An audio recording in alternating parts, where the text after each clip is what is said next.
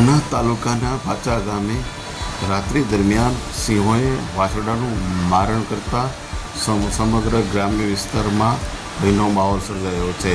તાલુકાના ભાચા ગામે પ્રાથમિક શાળાના પુત્રા દાદાના મંદિર પાસે અચાનક 4 વાગે સિંહોએ એક વાછરડાનું મારણ કર્યું હતું.